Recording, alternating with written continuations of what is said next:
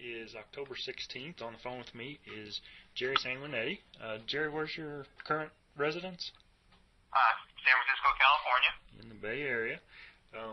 Jerry and I became friends on Facebook from the Tubbs website, and I've come to find out that he has more toys than the law probably allows in San Francisco, California.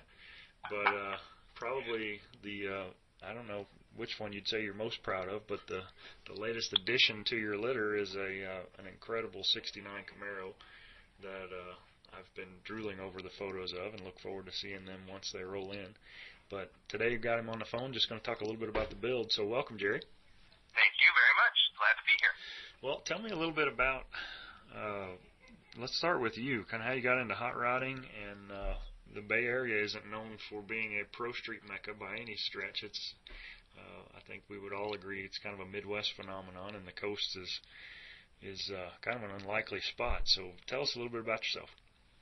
Well, okay, born and raised in Northern California. I actually live south of San Francisco. I actually live in San Mateo, the largest county up here it's in between San Francisco and San Jose. Hot rodding at an early age, my Nono, that's Italian for grandfather, has been a 32 highboy guy from way back. And if you're familiar at all with the Bay Area, you know that one of the greatest highboy builders is Roy Brizio, and Roy Brizio's headquarters is actually in South San Francisco. Mm-hmm. So that's really where I got my start. It was really kind of something that came to me by going to the car shows at a young age with my grandfather and then my uncle. And I went through the same trials and tribulations anyone in my age group. In the mid-'80s when I was in high school, I went through the lifted truck versus the slammed, Toyotas and Mazdas. And my first venture was really a Toyota pickup truck with 40s on it that I put a small block in. I used to drive, used to take it to the mud bogs and stuff, but then I also drove it on the street.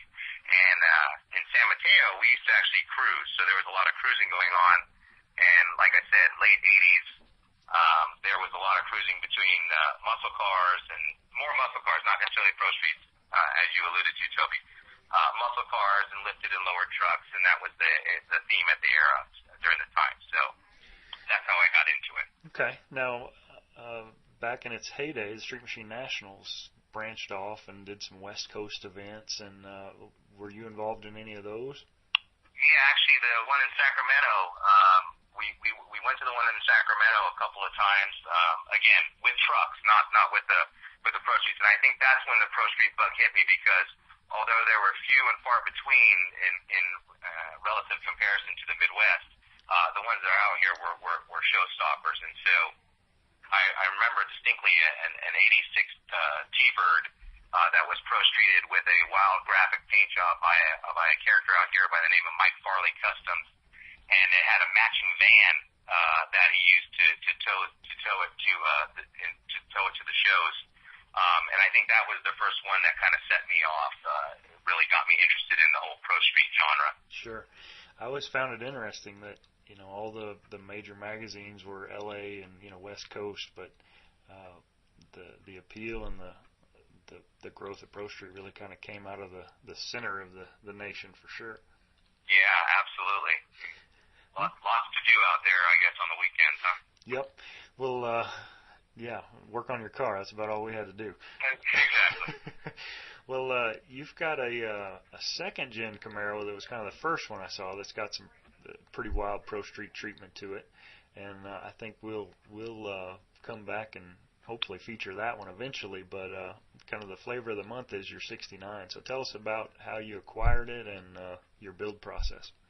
Yeah, okay. So the 69 I purchased as a stock 69 RSZ 28. It had been somewhat modified, but as most of the people that we know, somewhat shoddily by the original owner. So it was really at that point that probably after about 3 months of having the vehicle, I said, I'm going to tear this down and I'm going to build it from scratch. And that's when really, as you alluded to my second gen, I said, I'm going to build it similar to my second gen, but I'm going to try and go over the top with this one. So I took all the best aspects of my second gen and applied it to the first gen, and then any trials and tribulations that I went through in the second gen, I applied, went around them in building of the first gen. So I pulled the body off. I got a Max G chassis built for a 69 from Art Morrison. We welded it all up, put it together, and dropped a pretty nasty 540 cubic inch big block in it. And for me, as a lot of the folks that you deal with on a regular basis, Toby, I know a lot of them do one blower's not enough; they'll do two plus turbos. I just went for a big old 1071 blower shop blower to put on top of this one, so it's got a pretty big huffer on it. And all the working internals, so 4340 crank, H-beam rods, forged pistons, full roller valve train, all the good stuff, and a big fat BDS EFI on top of it with 16 injectors, so 2 per cylinder, because you got to feed that thing. Yeah. So that's the engine. It's got a reverse manual turbo 400 for a tranny. Shaved everything on the body, door handles, key locks. Tucked the bumpers somewhat, pulled them in a little bit, not chip boost style, but pulled them in a little bit just to kind of smooth it out. Painted it a beautiful Spectra blue pearl, so it actually looks like 2 different colors, and then went over it with some pearl white rally stripes. Nice. Yeah, it's a gorgeous car. How long did the build take you? So this build from start to finish took me 2.5 years. And I think probably the most interesting aspect of it, which I didn't say earlier, was the fact that I decided that I don't like the old 69 dash.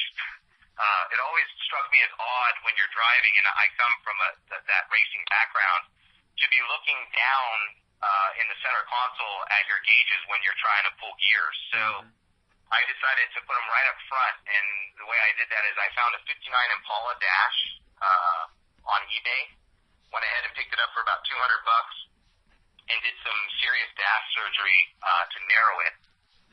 Took 6 inches out of the center, welded it all up, and placed it in here, and smoothed it around my gauge, filled it all in and made it nice and smooth. So it's got a 59 Impala. Yeah. That modification alone was enough to convince me that this one was over the top.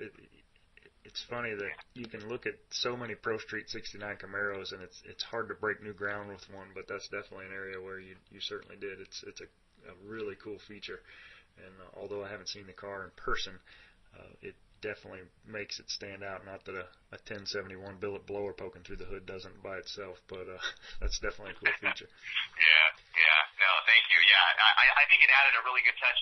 And I don't know, again, I think that came from my grandfather to some degree, looking at those older cars, the cars that he really, admired when he was a kid. I just fell in love with that eyebrow dash that they have in the 5 gauges. So it seemed like a good fit, and I would argue that probably some GM engineers probably thought at one point maybe we should go retro on a 69 and do it, because I'll tell you what, it looks like it naturally was in there from the factory. Yeah, that's very cool. Well, we'll have a full feature on the car, and I think pics are coming, and do some write-up. Anything in the process? 2.5 years. That's a long time, start to finish. What was the most challenging aspect of the build for you? Well, I think the most challenging aspect was honestly was as far as narrowing that rear end and getting those big fat 20-inch wheels in the back. That was probably the most challenging. It just getting them up underneath and inside the wheel tubs was a challenge in itself. You might think that the dash and stuff was a challenge, but really that really was the biggest issue I had as far as clearances and the wheelhouses to make it work. Yeah.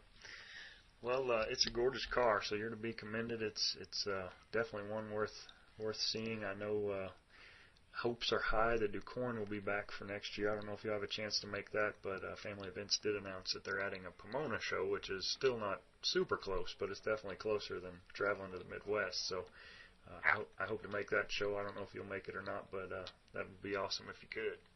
Yeah, I saw the ad, and it's 6 hours away, so that's like going to Disneyland for me from where I'm at. So, well, I alluded to the second gen. Tell our listeners and readers what else you've got in the garage right now. So again, my second gen and this 69. I also have another 69 RS Z28. That seems to be my theme, is Rally Sport Z28. And this 69 Z28 is almost a mirror of the one we just discussed. It's on an Art Morrison Max G chassis. It's got a 468 and with a Hillborn fuel injection stacks sticking out of the hood. It's a driver, more so than a drag car. But it did convert me from a mechanical fuel injection to an electronic on this build, because anyone who's messed with mechanical fuel injection and weather changes, that the barrel valve and changing pills can be somewhat monotonous at times. So it's strictly show. It's a blue. It mirrors a Motion Camaro, so it's a lighter blue metallic with a single stripe going over like a skunk, and then the back end has a Pontiac spoiler on the back, which was a Motion trait back in the 60s and early 70s. So very cool car. Yeah, it's a fun car. Yep. All right, so you've kind of finished up. So the natural question that every big Pro Street builder loathes to hear is, all right, this one's done. What next? Yeah, so it's funny that you asked. So right now what I have in the works at Skunk Works is a 65 Dodge Dart that I've jumped out of the Chevy and gone over to Mopar just for this one build, just to try something different. It's on a full tube chassis. It's got a funny car roll cage in it, Mustang 2 front suspension, all the goodies. I just welded the floor in the other day, and I'm looking to probably put a good size Hemi in there, maybe a 426 Hemi, paint it black with some red leather interior. That's what the plan is, at least right now, on the renderings that we have for it. So very cool. That's what's in the books right now. One last question, I'll let you go, because everybody hears your laundry list of once in a lifetime cars, and they're all sitting in your garage right now. You've got kind of a unique background as well. What do you do during the day to be able to afford to have such awesome toys? I actually run a bureau of the Department of Public Works for the city and county of San Francisco, but my main role is as a legislator. So I actually write legislation for the mayor and for any other city officials that need legislation. I work with the city attorney's office and write ordinances and legislation. So that's really what my 9-to-5 job is. Yep, that's awesome. Well, hey, Jerry, I appreciate your time, and I'm looking forward to seeing the pics and laying the story out. I think it'll be something that everybody will enjoy, and I know a lot of our readers are interested to see where Pro Street is now, because to open a lot of current magazines, you'd think that it's not alive and kicking, but attend any summer show and you would be pleasantly surprised to know that it never died. It just morphed a little bit. Yeah, absolutely. And I want to say this to you, Toby. I really appreciate everything you've done for the sport, and I do believe it is a sport. Running across the Tubbed website Tubbed page was probably one of the biggest highlights that I've had in the last 5 years, because sometimes, especially being out here on the West Coast, as you alluded to, we kind of feel like we're out on an island all on our own, and it was great to connect with all these other folks across the country who also live the Pro Street lifestyle, and I appreciate that. That's it, man. Happy to do it. Well, hey, appreciate your time, Jerry, and we'll chat soon. All right. Thanks, Toby.